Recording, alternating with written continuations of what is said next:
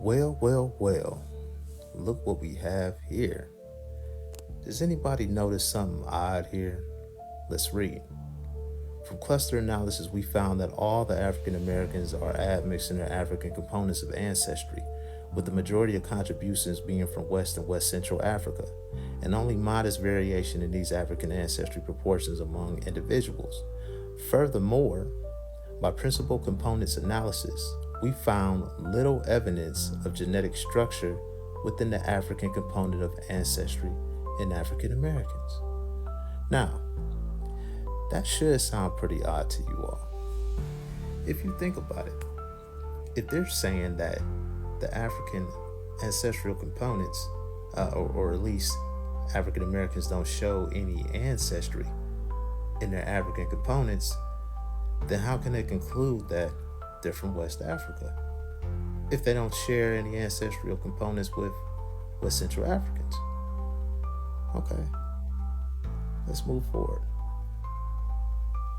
Then it goes on to say, these results are consistent with the historic mating patterns among African Americans that are largely uncorrelated to African ancestral origins, and they cast doubt on the general utility of mtDNA or Y chromosome markers. So essentially what they're saying is that after abstraction from West Central Africa, these groups localize amongst themselves and admix so heavily that it distorted their ancestral proportions, and therefore this is the reason why they're getting the results that they're getting. But let's move on further.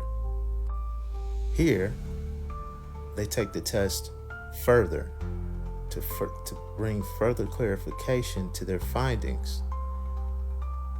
It says, to confirm that this lack of structure was not an artifact of removing genotype data, we performed a similar PC analysis on the original 94 Africans, but randomly deleting genotypes from these subjects at a rate comparable to the genotype removal rate in African Americans.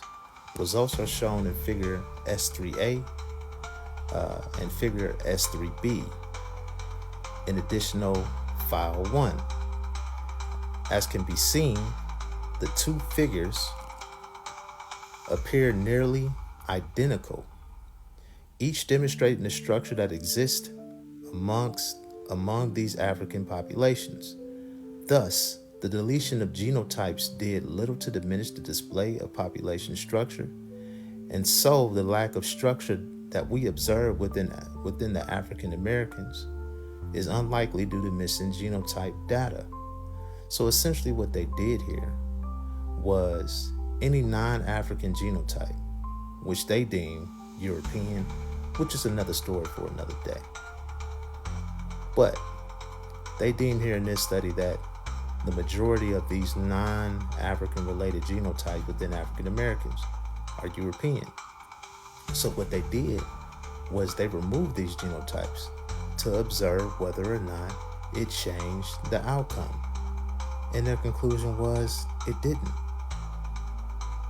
So, rather than concluding that this was not due to transatlantic slave trade, they made a conclusion that appeared to be contradictory, saying that there are no ancestral components within the African components of African Americans pertaining to West Central Africans, but at the same time deeming the reason to be due to transatlantic admixing within the Americans.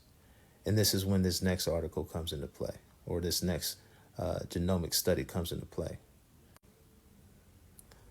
So that first study was published in 2009. If I'm not mistaken, I believe this one was published in 2018, demonstrating that previous studies indicating that difference in alleles was due to localized admixture was not replicated in this study, and that the difference in these alleles were actually due to African selection, meaning that selection took place in the ancestral components between the two populations, that being African Americans and West Africans. right? So with that being said, it seems to me, and it's very clear to me, that DNA concerning Black Americans are being or misrepresented. And we must do what we're supposed to do to disunveil this information and bring the truth to the light. Peace.